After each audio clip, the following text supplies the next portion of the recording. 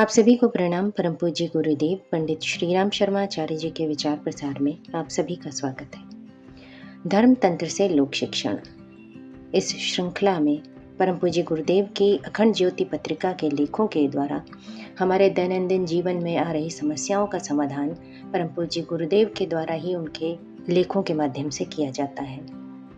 आज के लेख का शीर्षक है परमात्मा के लिए पुकार है उपासना।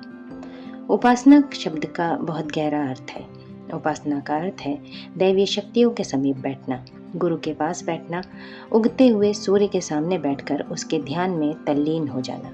यही उपासना है।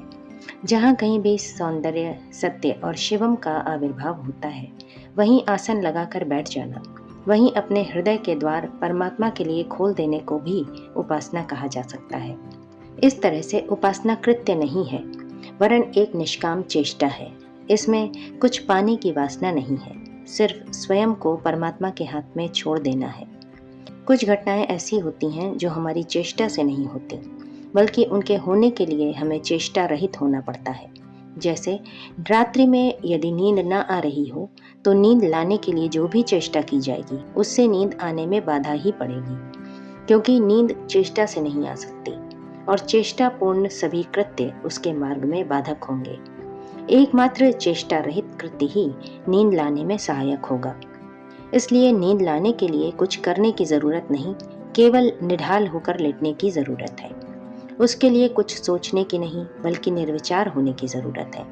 नींद के लिए अपने आप को उस स्थिति में छोड़ने की जरूरत है जहां नींद हमें पकड़ सके।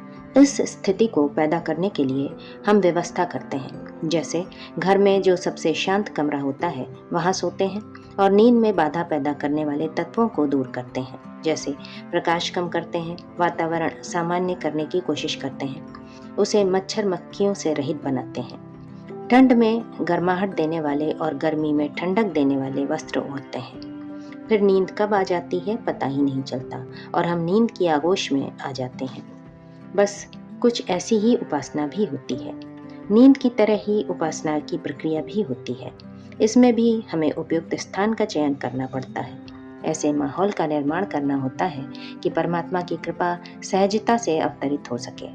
परमात्मा को लाया नहीं जा सकता, वे स्वयं अवतरित होते हैं, अपनी मर्जी से आते हैं। बस कमी हमारी यही रहती है कि हम उपासना का आयोजन उस तरह से नहीं कर पाते जिस तरह से नींद लाने के लिए करते हैं।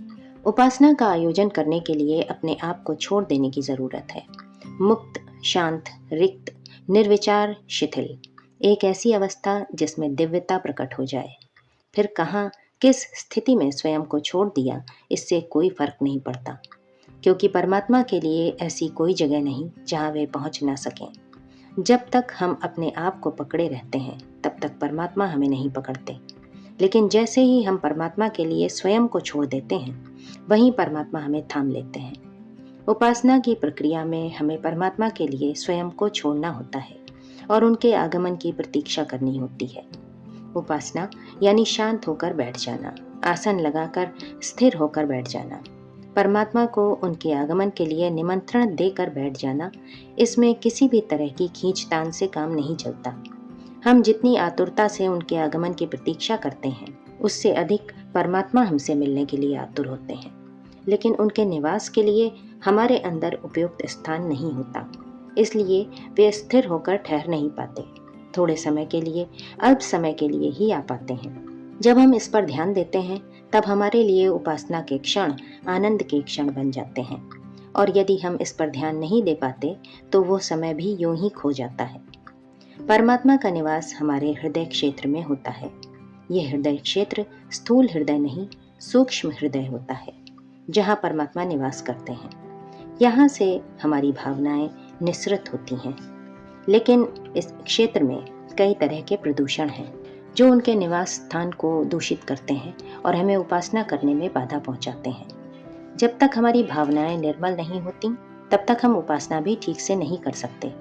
लेकिन उपासना का अभ्यास करते करते स्वतः ही धीरे धीरे भावनाएं निर्मल होने लगती हैं। उपासना शब्द बड़ा प्यारा है। जापान में झाझेन का जो अर्थ है वही उपासना का अर्थ है। झाझेन का अर्थ है बैठना और कुछ ना करना। उपासना का भी यही अर्थ है। कि परमात्मा के समीप बैठना, उनके ध्यान में मग्न होना और कुछ ना करना। उपासना में स्वतः जो भी हो उसे होने देना चाहिए, उसमें कुछ भी बाधा नहीं पहुंचानी चाहिए, क्योंकि उपासना में जब कुछ नहीं किया जाता तभी उसमें बहुत कुछ ऐसा होता है जो विलक्षण होता है।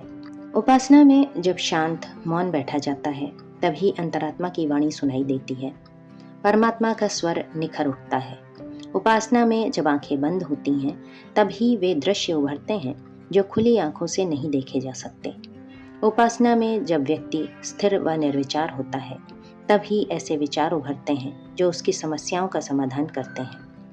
इस तरह से उपासना ही वो माध्यम है जो हमें वास्तव में अंतरात्मा से जोड़ती है, परमात्मा के समीप ले जाती है, आत्मा परमात्मा के बीच के अंतराल को शून्य कर देती है। अतः उपासना वास्तव में हमारे जीवन को योगमय बनाने की पद्धति है, परमात्मा से जुड़ने का साधन है। इसलिए उपासना का अभ्यास हमें अपने दैनिक जीवन में नित्य करना चाहिए। इसी के साथ ये लेख यहीं समाप्त होता है। अखंड ज्योति, अप्रैल सन 2017, पृष्ठ संख्या 29 और 30। आप सभी परिजनों को अपना बहुमूल्य समय देने के लिए हृदय से आभार एवं अनगिनत धन्यवाद। सादर प्रणाम।